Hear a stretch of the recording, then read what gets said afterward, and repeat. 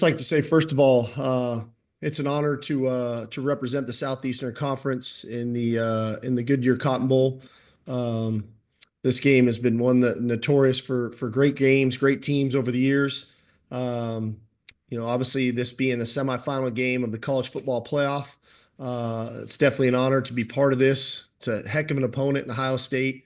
The job that Coach Day has done with that team, their staff. They're playing really good football right now. We know it's going to be a heck of a challenge, but looking forward to the opportunity. Coach, your first question is going to come from Bill Rabinowitz. Bill, go ahead. Hi, Coach. I'm Bill Rabinowitz from the Columbus Dispatch. I'm sure you've taken note of Ohio State's fast starts against Tennessee and Oregon. Kind of what are your impressions of what you've seen from that, and kind of how daunting is that as a coach to know that the other team can do that? Well, I think it's probably credit to their coaching staff, first of all, game planning, putting together a nice plan on offense, defense, and special teams, instilling that plan to the players and the players playing with confidence. I think that's the one thing that jumps out when you watch it is how confidently they're playing. They're definitely calling it aggressively, but the execution is at a really high level. So that's what jumps out at us. Thank you. Coach, your next question is going to come from Chip Brown. Chip, go ahead. Steve, I wondered if you could give us a quick update on how Isaiah Bond is doing and how you came out of the game physically, and also Quinn Ewers, finish to that game, 3 passes, 3 scores. Is that the kind of thing, especially with the season on the line, that can ignite a player's confidence and really lift him as a former quarterback yourself? So yeah, I think we're going to be healthy and good to go by the time the game rolls around. As far as Quinn goes, is a guy making plays at a critical moment. And I think for any player at any position, when you're at your best, when your best is needed, naturally that instills confidence in you. Coach, your next question is going to come from Kurt Bowles. Go ahead, Kurt. Yeah, Steve, I know you kind of are what you are after 15 games, addressing the running game and your problems there 2 of the last 3 games. Do you feel like you're going to have to just lean into the passing game even more? Or do you have to kind of keep forcing it the whole game? Well, I hope not. I hope that we can find balance, and I think that we're more than equipped to do that.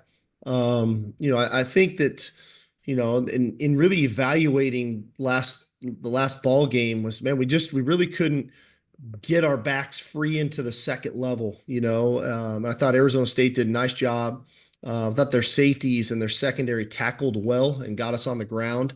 And we didn't get a whole lot of reps to find the rhythm of it, and so everybody's kind of got to take some responsibility of that. But we're at our best when we can run it, and that gives us balance. And so I'm hard pressed not to just kind of walk away from it and abandon it. So we've got to do a great job as a staff of putting together a good plan and make sure that our players can execute it at a high level versus the myriad of looks, especially that Ohio State can give you. Coach, your next question is going to come from Cedric Golden. Go ahead. Hey, Steve. After losing to Georgia in the conference title game, you guys had to get right back at it.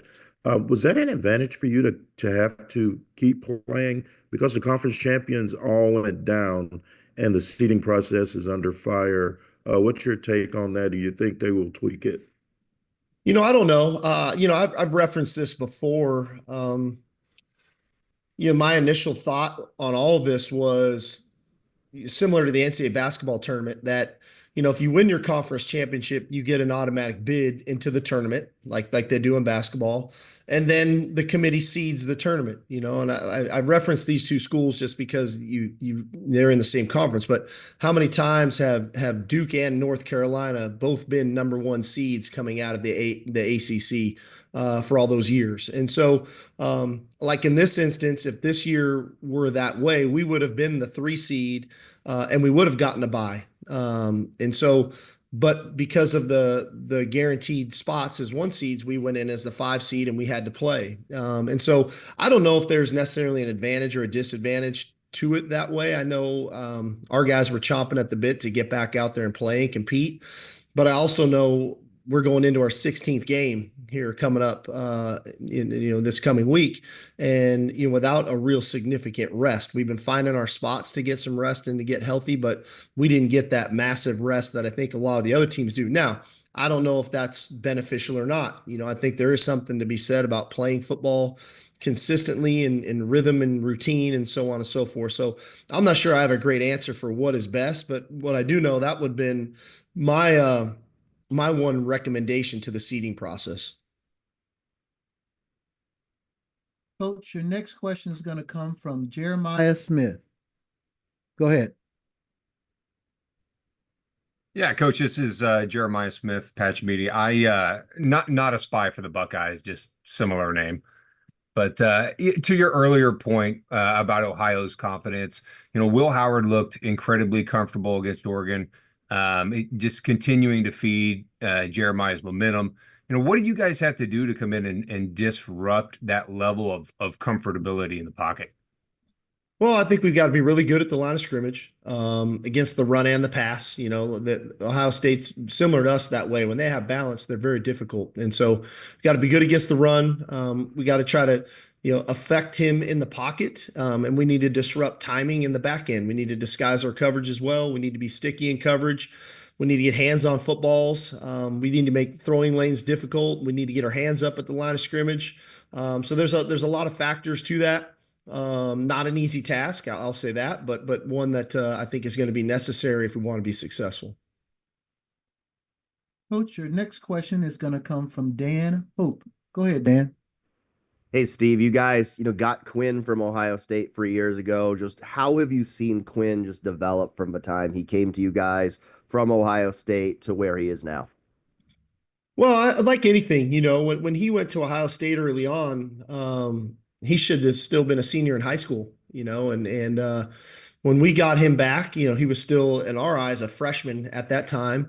And so there's been a lot of development, I would say physical development, but I would also probably say mental and emotional development to watch him grow into the leader that he's grown into for us. His ability to have the poise and composure he has, not only on the field, but off the field, to look into the face of adversity and come out on the other side of it time and time again, whether it be injuries, whatever that looks like, to be at his best when his best was needed.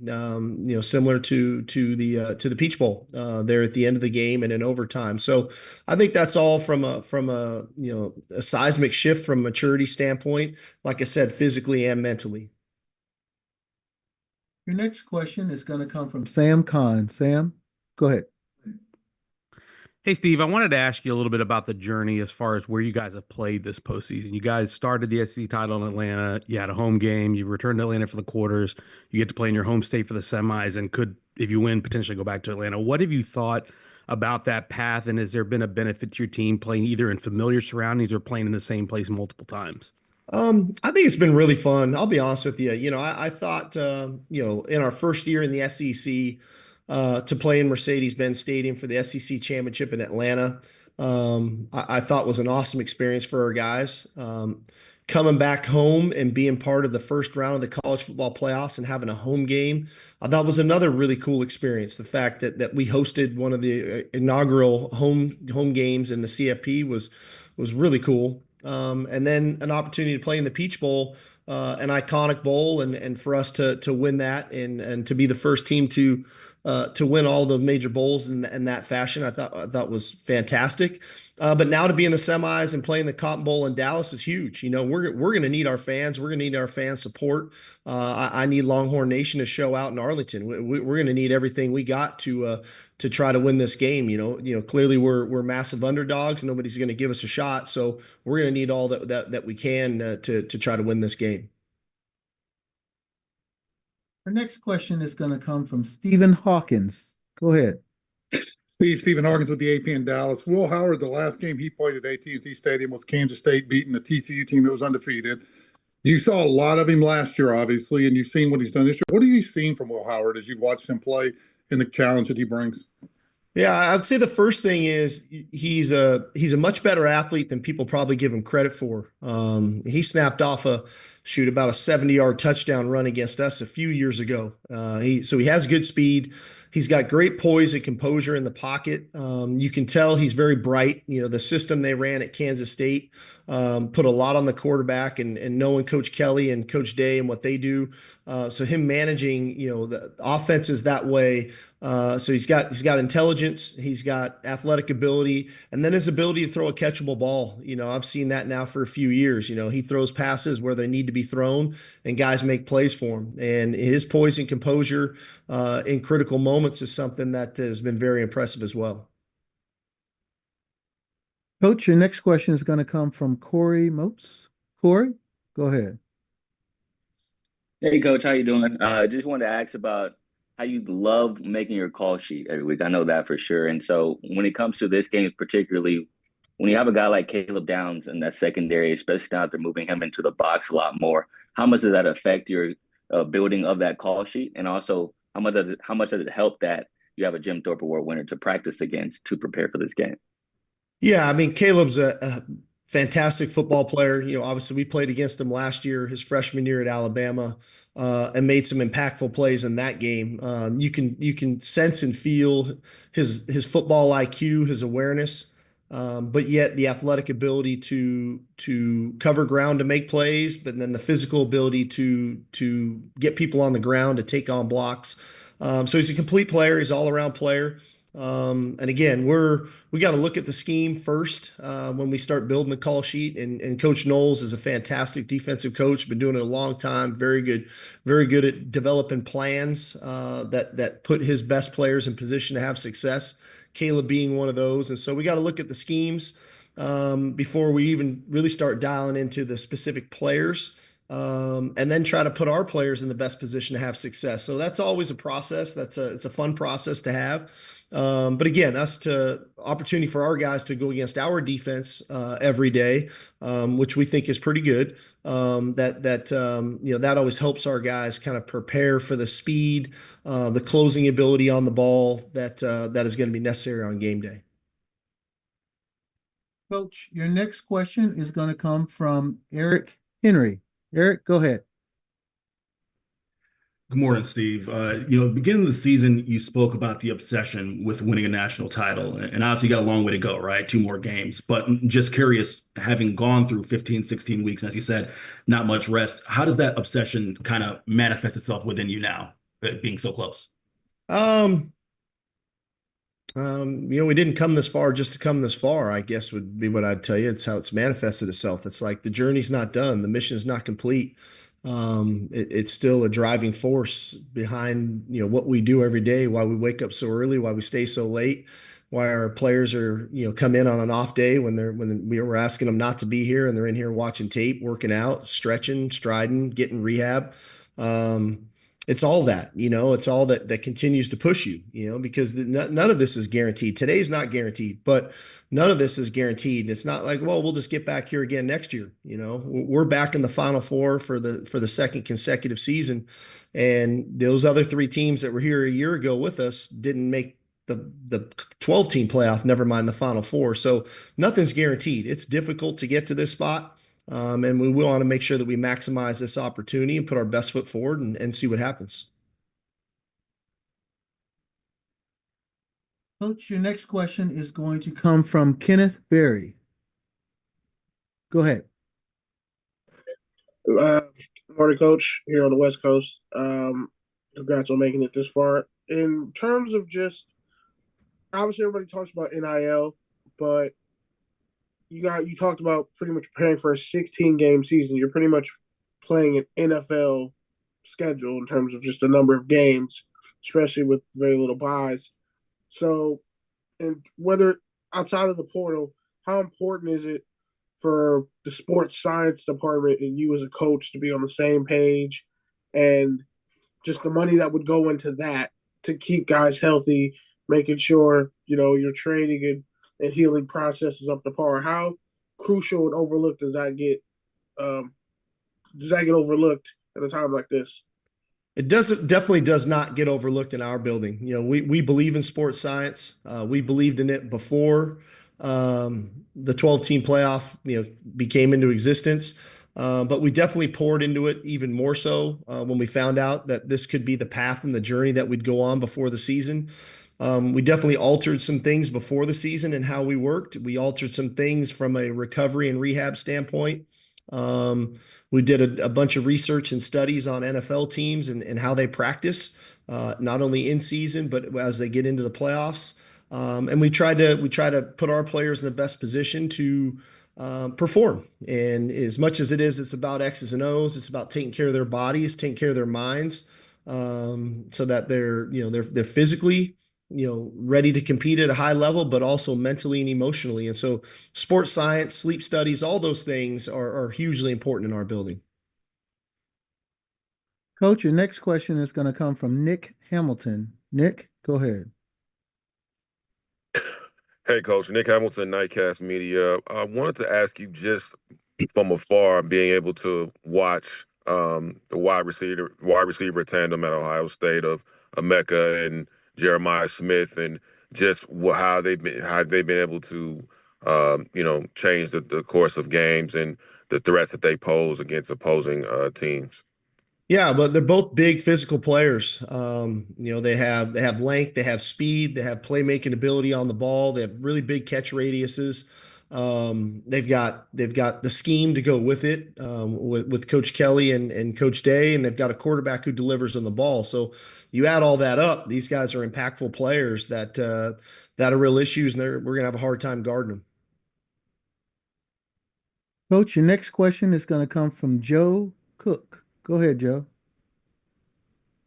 Hey, Steve. I don't know how you view maybe the first round, but the Peach Bowl was the first time you, as a head coach, lifted up a bowl trophy in your program in 10 years. Do you allow yourself to reflect on that, or is there still just too far to go before you can start thinking about what that means for your career? No, I mean, we took a moment.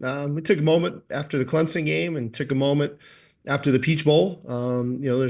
It's always probably a good thing when the confetti's falling on you and it's your colors, So, we try not to miss those things, as much as there's the big prize at the end that we're striving for. There's victories along the way, and those small victories need to be celebrated. And this by no means was a small victory, but you got to celebrate your victories as you navigate your way through it, because they're hard to get.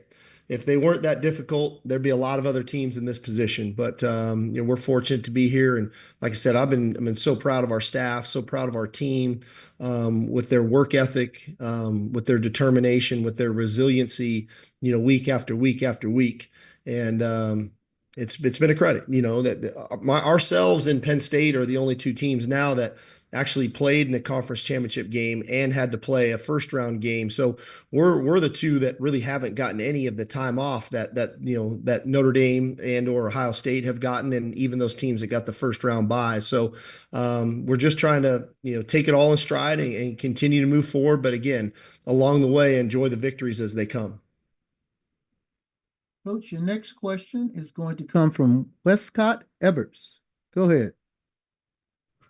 Hey, Steve, I was just wondering if there's anything that Arizona State did specifically to make things difficult for y'all on first down, and what you need to improve at to be more effective on that down against Ohio State. Well, I thought they were very active. I thought they did a good job of running their defense. I didn't think it was so much of that there was something new or different, but they executed. I thought they won some of their one-on-ones, which we got to improve upon that.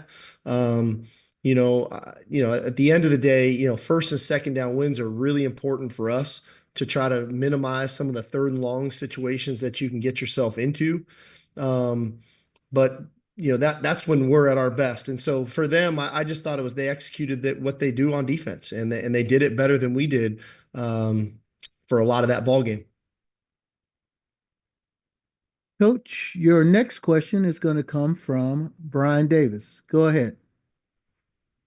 Hey, Steve, just wanted to ask you about the way you feel like the defense has answered the bell, multiple times here, in the postseason, all these situations they're getting put in. And I don't know if do you want to brag on Michael Taft or maybe defend him a little bit? Multiple games now, you guys have been laying some really hard licks that are not targeting is that a sign of how good, y'all are coaching them to maybe play the right way?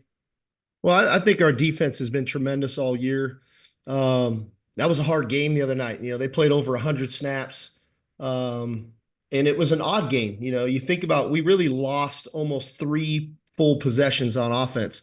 Anytime you have a scoring return on special teams where we had a punt return for a touchdown, that would have been an offensive possession that we lost.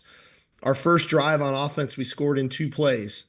And then we have the safety in 1 play. And so we really lost 3 possessions that unintentionally put our defense continually back on the field. I just thought it originally, man, we weren't getting off the field. We were doing okay, especially in the first half of that game. But over time, that can wear on you. And so I thought those guys showed a lot of grit, a lot of guts in that game to fight through.